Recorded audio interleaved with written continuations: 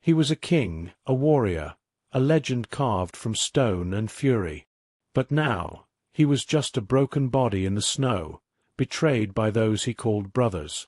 The mighty Alpha King, Lysander, was moments from death, his reign ending not in glory, but in cold, silent obscurity. Everyone thought the Winter War had claimed its ultimate victim. But what happened when a lone human, an outcast in her own world, stumbled upon his frozen form? Get ready for a story that reveals how the smallest hands can hold the greatest power, and how a single act of forbidden magic can change the fate of two worlds.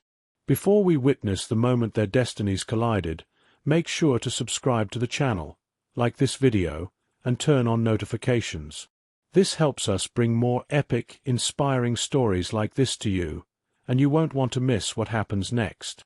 The blizzard howled its victory song, whipping through the pines of the whispering woods that separated the human realm of Ethon from the mythical kingdom of Valerium. Each flake of snow was a tiny, cold nail in the coffin of the body lying half-buried in a drift. King Lysander, in his massive, silver-furred wolf form, shuddered. A low, pained whine escaped his throat, a sound so unlike the fierce roars that usually commanded armies.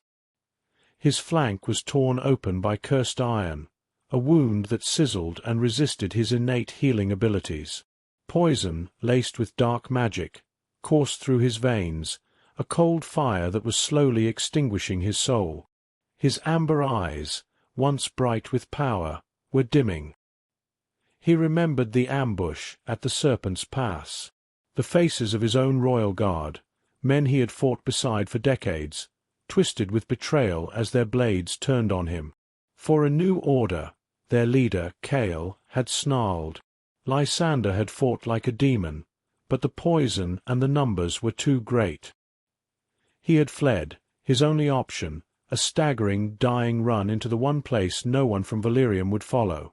The human lands, a place of myth and weakness to his people. Is this it? The thought was a feeble spark in the encroaching darkness. To die here, unnamed and unmourned. Ilara's boots crunched on the frozen crust, the sound swallowed by the storm's fury.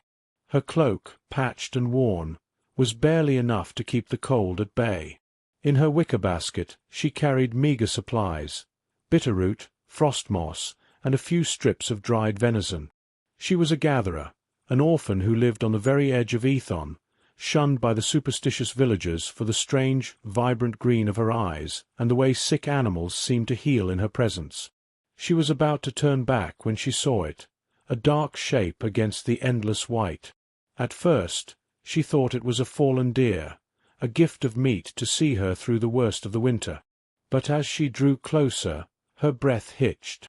It was a wolf, but like no wolf she had ever seen. It was the size of a small horse, its fur the color of moonlight on snow, matted with dark, almost black blood. Fear, cold and sharp, pierced her heart. This was a creature of legend, a beast from the stories used to frighten children. Run, every instinct screamed. Run now. But then the wolf's head lifted slightly. Its eyes met hers, and in those ancient, intelligent amber depths, she did not see a monster. She saw a profound, regal agony. She saw a plea. "By the gods," she whispered, her voice stolen by the wind. She knelt, her medical instincts overriding her terror. She reached out a trembling hand, ignoring the low growl that rumbled in its chest, a warning born of pain, not malice. Her fingers hovered over the wound. A faint, malevolent purple energy pulsed from it, making her skin prickle. This was no ordinary injury. This was dark magic. Her village healer would have blessed himself and walked away. Any sane person would. But Ilara had never been considered sane. A memory flashed. Her mother, years ago, on her deathbed, gripping her small hand. "Your gift, Ilara. It is forbidden for a reason. You must never, ever show them. They will not understand." This wolf, this magnificent creature, was dying. The knowledge settled in her bones with absolute certainty. The village medicine, the poultices and herbs in her basket, would be useless against this. She looked around. The storm had created a shroud of white, isolating them in a frozen world. They were utterly alone. Torn between the primal fear of the unknown and the crushing weight of his suffering, Ilara made her choice. Her hands, now steady, began to glow with a soft, emerald light. It was a light she had spent her entire life hiding. It was the forbidden magic, life-weaving, the ability to mend not just flesh, but spirit, to channel the very essence of life itself. As she pressed her glowing hands to the poisoned wound, a jolt of agonizing energy shot up her arms. She cried out, but did not pull away. The Wolf King shuddered violently, a wave of heat and light erupting from Ilara's touch, pushing back against the storm's chill. His amber eyes flew open, wide with shock, locking onto the human girl whose face was etched with strain and determination. He did not see a weak human. He saw a miracle. And in that moment, as forbidden light battled cursed darkness, the fate of two worlds tilted on its axis. The king in the cabin. The world returned to Lysander in a slow, painful tide. First came the scent, pine resin and drying herbs, the faint, earthy smell of a wood fire, and underneath it all, the clean, singular fragrance of the girl. It was a stark contrast to the metallic stench of blood and betrayal that was his last memory. Then came the sensation. The rough texture of wool blankets against his skin, human skin, not fur. The deep, throbbing ache in his side, now a dull roar instead of a sharp, soul-shattering scream. The poison's icy grip had loosened, replaced by a strange, lingering warmth that felt like life. He opened his eyes. He was in a one-room cabin, small and humble, with wooden beams overhead and a single window shuttered against the lingering storm. He lay on a cot by the hearth, where a fire crackled steadily. His massive frame was too long for the bed, his feet dangling over the edge. He was naked, his clothes and armor gone, his dignity seemingly along with them. And she was there. Ilara. She slept in a chair pulled close to the cot, her head resting on her arms, which were crossed on the mattress near his hip. In the firelight, she looked younger than he remembered from his haze of pain. Her brown hair escaped its simple braid, curling around a face that was pale with exhaustion. He saw the dark circles under her eyes, a testament to the cost of her magic. Life-weaving. The term surfaced in his mind, a dusty relic from ancient histories. It was a myth, a children's tale, a power so pure it was said to have been sealed away by the first Fae, for it disrupted the natural order of life and death. It was forbidden not just by humans, but by all magical beings. To wield it was to declare oneself a god, and this fragile human girl had wielded it to save him. He tried to sit up, a king's instinct to command his environment, but a searing pain ripped through his side, and a grunt was forced from his lips. The sound woke her. Her eyes, that startling, vibrant green, flew open. For a second there was only disorientation, then a flash of fear as she saw him awake and moving. She scrambled back, the chair legs scraping against the wooden floor. "Don't," she said, her voice husky with sleep but firm. "The wound is closed, but it's not healed. The muscle was. It was nearly severed. You'll tear it open." Lysander stilled, his pride warring with the undeniable truth of his weakness. He was Lysander Theron, Alpha King of Valyrium, and he was being given orders by a human girl in a shack. Yet he obeyed. He lay back, his head hitting the thin pillow, his gaze fixed on her. "You," he said, his voice a gravelly rasp, unused for days. "You used forbidden magic." Ilara flinched as if struck. She wrapped her arms around herself, a defensive gesture he recognized well. "You were dying. Do you understand what you have done? What you are?" he pressed, the monarch in him needing to assess the threat, the asset, the variable she represented. "I am someone who saw a living creature in pain," she retorted, a spark of defiance lighting her eyes. The fear was still there, but it was now tempered by a resilience that intrigued him. "I don't know what you are, or why you were in those woods, but I wasn't going to let you die for it. I am Lysander," he said, the name feeling foreign and heavy on his tongue. He did not give his title. Here, in this place, it felt meaningless. "And you have made yourself a target by saving me." A tense silence fell between them, thick with unspoken questions.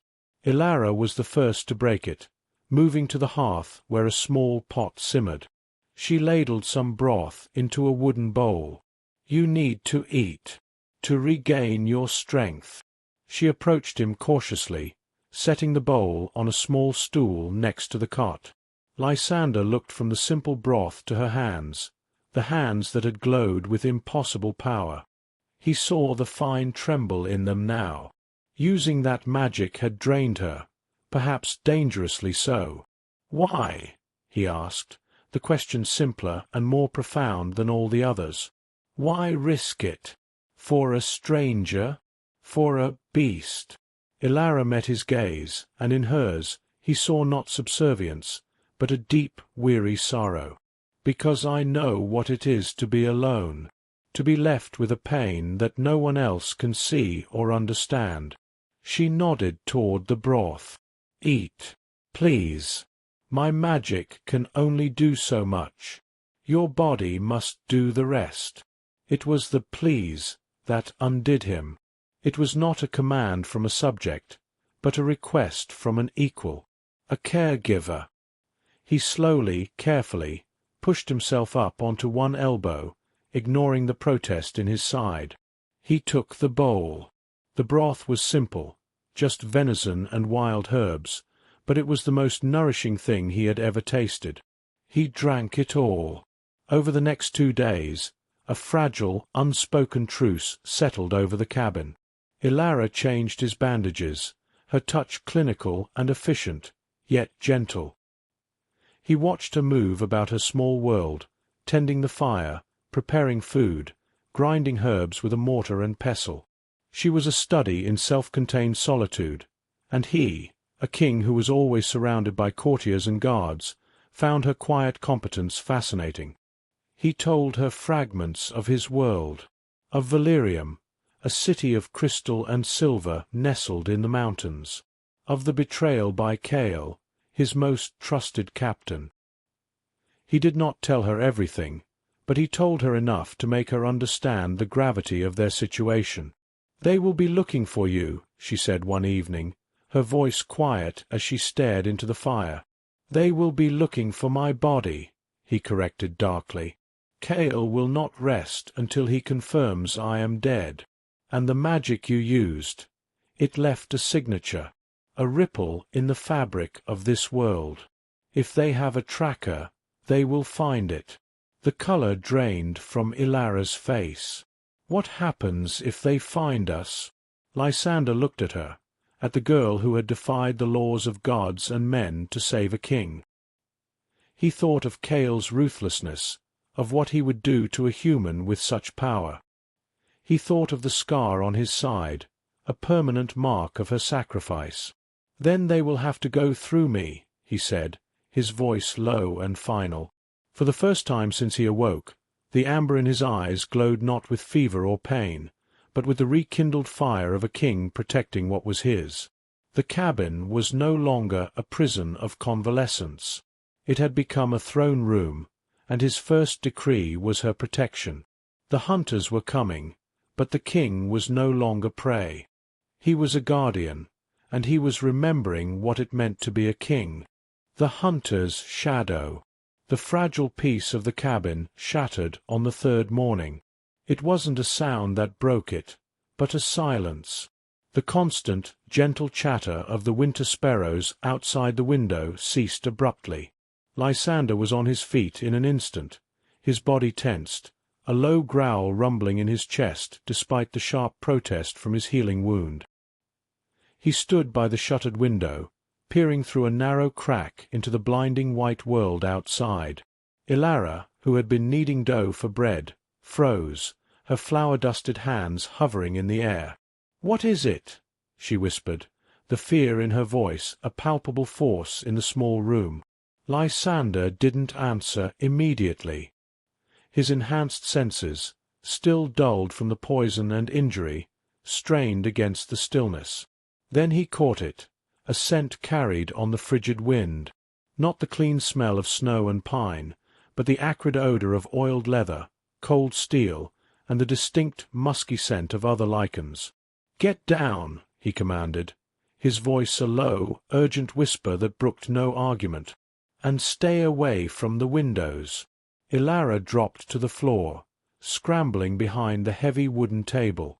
Her heart hammered against her ribs, a frantic drumbeat of terror. They had found them. The world she had feared her whole life, the world of magic and monsters her mother had warned her about, was now at her door. Lysander moved with a predator's grace, his naked form silhouetted against the firelight. He was still weak, his movements slightly slower, less fluid than they should be, but the authority he exuded was absolute. "How many?" Ilara breathed, her voice trembling. "3," Lysander replied, his gaze fixed on the crack in the shutter. "Scouts. Cale would not come himself, not for a body retrieval. But they are his. I recognize their stench." His lip curled in a silent snarl. "They are fanatics. They will not leave without proof of my death." Outside, 3 large grey wolves emerged from the treeline, their forms sleek and powerful against the snow.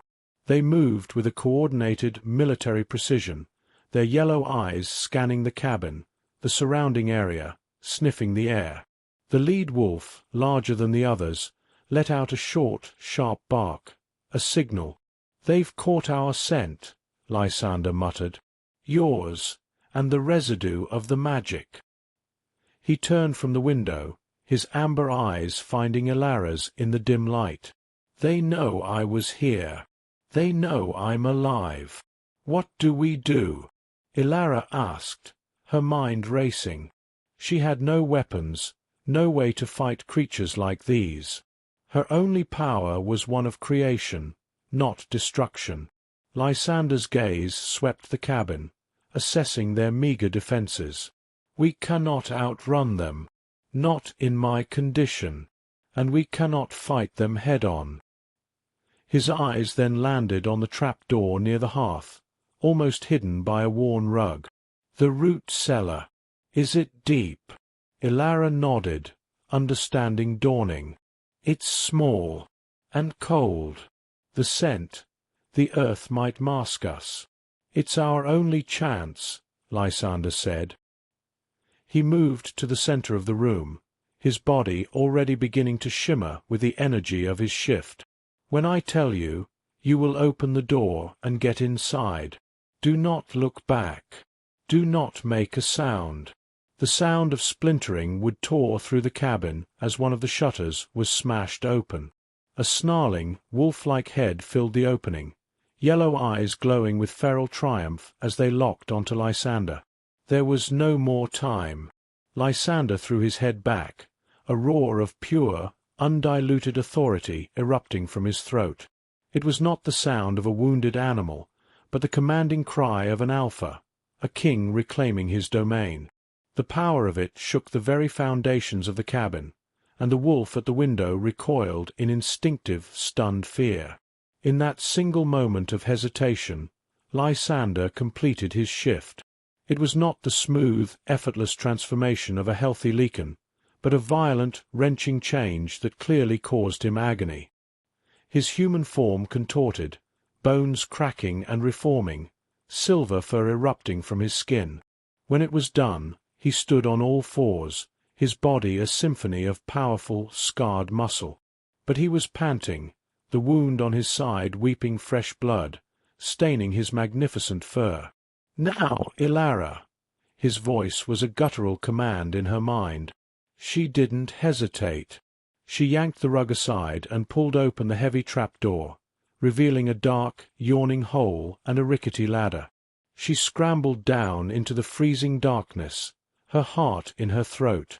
Above, she heard the cacophony of battle, snarls, the crash of furniture, the sickening thud of bodies colliding. Lysander was fighting 3 trained warriors, buying her time, protecting her with the last dregs of his strength. A sob caught in her throat, a mixture of terror and a strange, fierce pride. Huddled in the pitch-black cellar, surrounded by the scent of potatoes and damp earth, Ilara pressed her hands over her ears, trying to block out the sounds of the vicious fight above.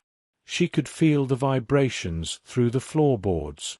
Then there was a final, deafening crash, followed by an unnerving silence. Tears streamed down her frozen cheeks. Was he dead? Had they killed him? The silence was worse than the noise. It was a void, an emptiness that promised only despair.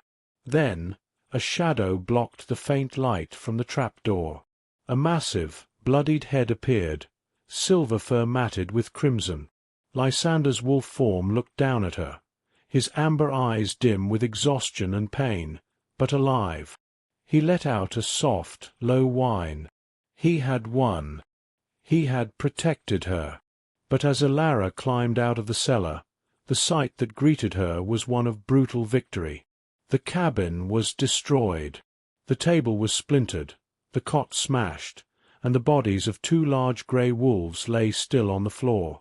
The third was gone, undoubtedly fled to report to Chaol.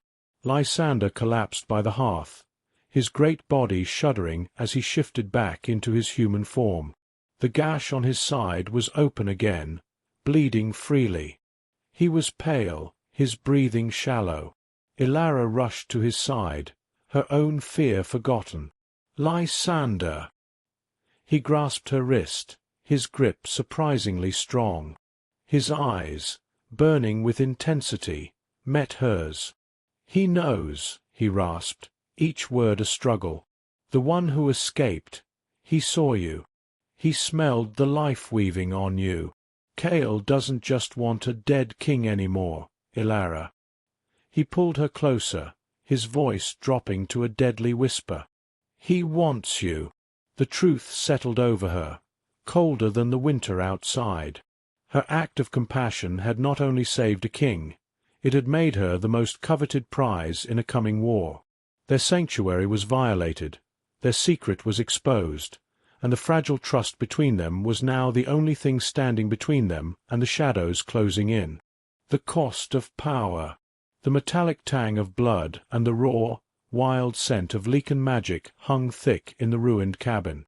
Lysander lay propped against the shattered remains of the hearth, his breathing a ragged, uneven rhythm.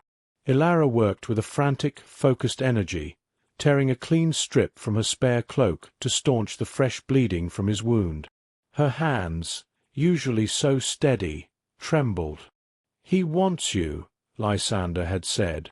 The words echoed in her mind, a death sentence whispered in the stillness. Her, a simple gatherer from the edge of nowhere, now a target for a usurper king. "We have to go," Lysander gritted out, his voice strained. "The one who escaped. He will bring the entire pack down on this place before nightfall." He tried to push himself up, but a wave of dizziness forced him back down, a grimace of pain twisting his features. The brief, brutal fight had drained the last of his precarious strength. Ilara looked at the wreckage around them, the splintered wood, the 2 lifeless forms of the scout wolves, the blood staining her floor. This had been her sanctuary, her only refuge from a world that feared her. Now it was a tomb. A profound, cold certainty settled in her chest. Running was no longer an option. Not like this. "No," she said, her voice quiet but firm. Lysander's eyes, clouded with pain, sharpened in surprise. "No, Ilara, you do not understand. I understand that you cannot take 2 steps, let alone outrun a pack of hunters through a winter forest," she interrupted, her green eyes blazing with a resolve he had never seen in them before. It was the same fire that had fueled her defiance when she'd first saved him, but now it was tempered, hardened by necessity. "I understand that my magic is the reason they are coming, and I understand that it is the only thing that can get us out of this." A dangerous understanding dawned on Lysander's face. "No, Ilara, you cannot. The first time nearly killed you. Your body is not meant to channel that much power so soon. It will burn you from the inside out. And if we stay, Kael will tear me apart from the outside in," she countered, her gaze unwavering. "What choice do we have? To die waiting, or to die trying?" She knelt before him, placing her hands on his shoulders, forcing him to look at her. "You fought for me. Now let me fight for you. For us." The word us hung in the air between them, a fragile new concept. It was no longer just a king and his savior, or a patient and his healer.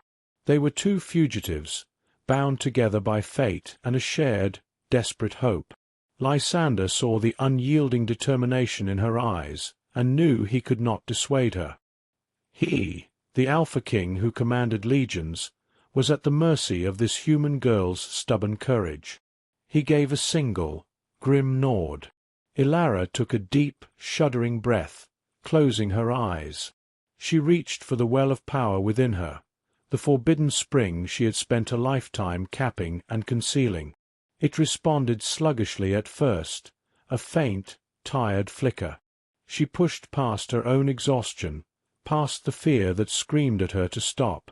She thought of Lysander's roar as he defended her, of the trust in his eyes when he let her lead him into the cellar, of the terrifying, beautiful possibility of a future that wasn't spent alone in the shadows. Her hands began to glow. It was not the soft, emerald light of before. This was a fierce, brilliant viridescent radiance that pulsed with raw, untamed life. It lit up the ruined cabin, casting long, dancing shadows on the walls. The air itself hummed with energy, and the very snow outside seemed to melt back from the foundation. "By the gods!" Lysander whispered, awestruck and horrified. He could feel the power radiating from her, a torrential force that was both magnificent and terrifying. He could also see the cost. The color drained from Ilara's face, leaving her as pale as the moon. A thin trickle of blood escaped her nose, and a fine tremor racked her entire body. She placed her glowing hands directly over his wounded side. It was not healing. It was a cataclysm. Lysander threw his head back. A silent scream caught in his throat. It was not pain, but an overwhelming, violent influx of life. He felt his cells screaming as they multiplied, his muscles knitting together with the force of a thunderclap, his bone reforging itself. The poison, the last remnants of the dark magic, evaporated like mist under a blazing sun. It was agonizing and ecstatic, a rebirth forced upon him in the span of a few heartbeats. When the light finally faded, the cabin was plunged into a deep, ringing silence. Lysander looked down at his side.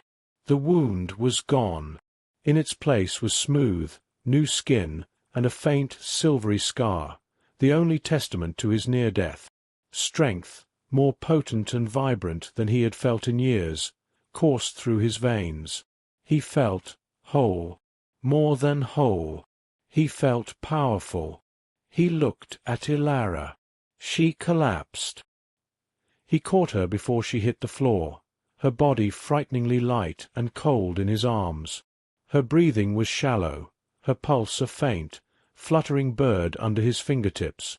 Her skin was waxy and pale, and the vibrant green of her eyes was hidden behind closed lids, dark circles bruising the delicate skin beneath them. She had poured every ounce of her life force into him. A roar of pure, unadulterated rage built in Lysander's chest, but he choked it back. This was not the time for fury. This was the time for a king to keep his promise. He moved with his restored, preternatural speed.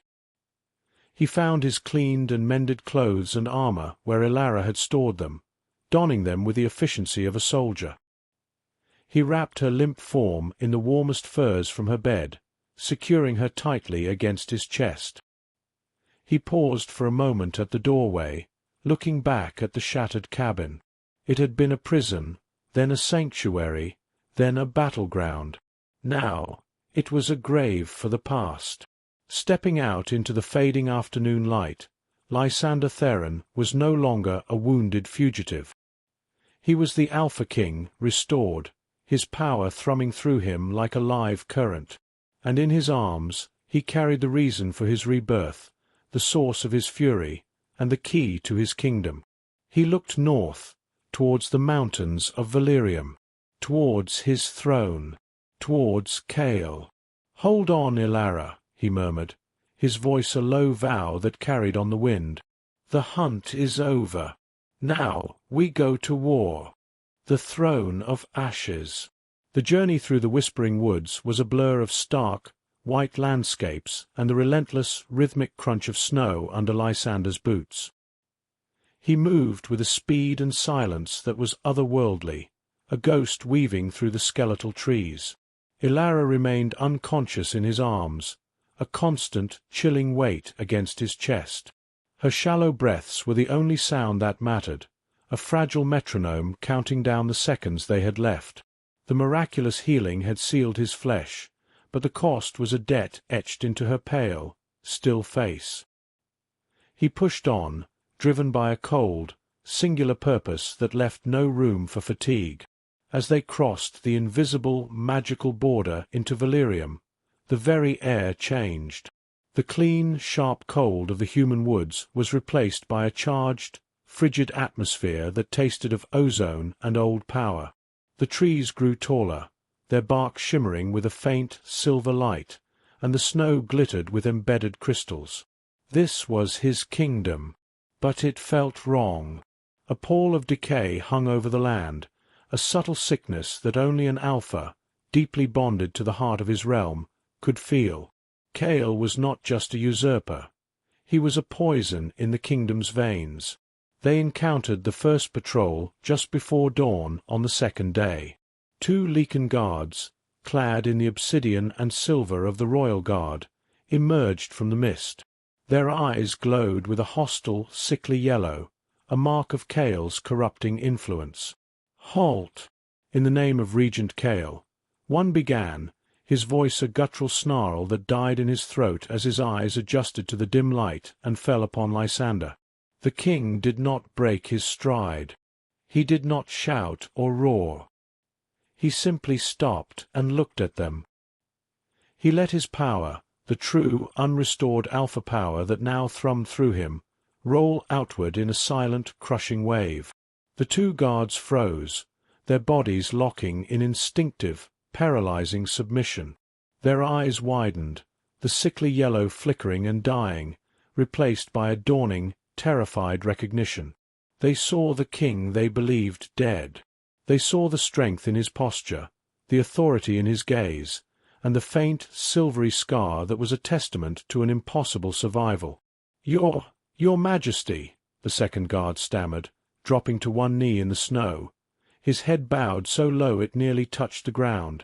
The first quickly followed, a tremor running through his body. "Where is he?"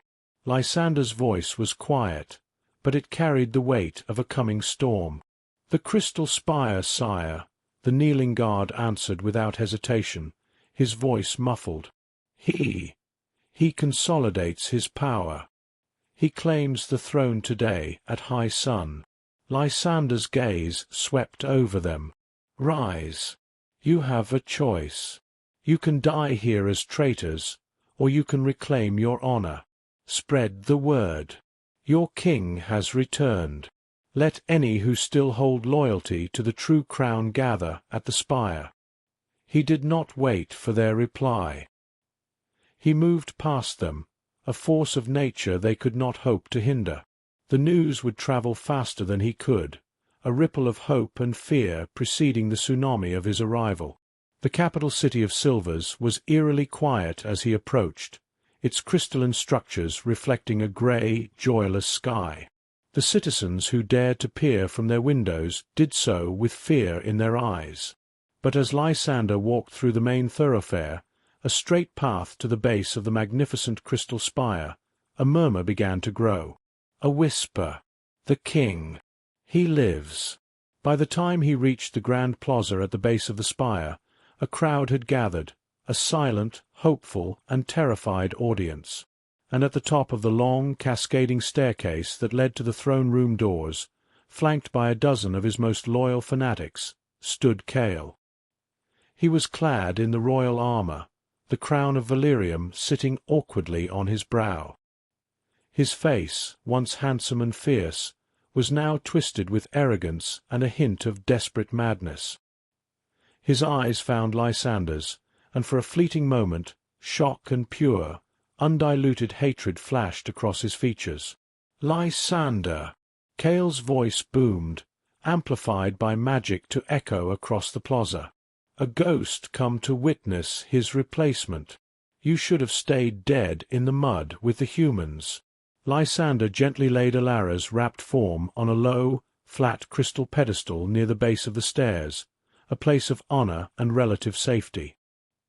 He turned and began his ascent, each step measured, deliberate, and resonant with finality. He did not draw a weapon.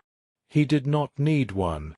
"You betrayed your king," Lysander said, his voice carrying without effort, calm and clear. "You poisoned your people, and you threatened what is mine." His eyes flickered towards Alara for a heartbeat, then back to Chaol, burning with amber fire. "For that, there is no forgiveness, only consequence."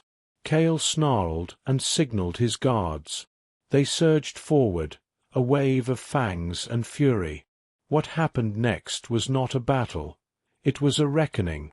Lysander moved through them like a whirlwind of silver and wrath. The restored power Alara had gifted him was beyond anything he had ever known. He was faster, stronger, his senses so acute he could anticipate every move before it was made. He was not fighting to survive.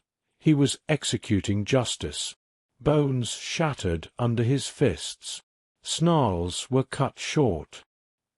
He was the living embodiment of the kingdom's retribution, and in less than a minute, Chaol's personal guard lay broken and still on the crystal steps. Chaol stared, his confidence shattered, replaced by raw, animal fear. He was a powerful warrior, but he was facing not a man, but a force of nature. "It cannot be!"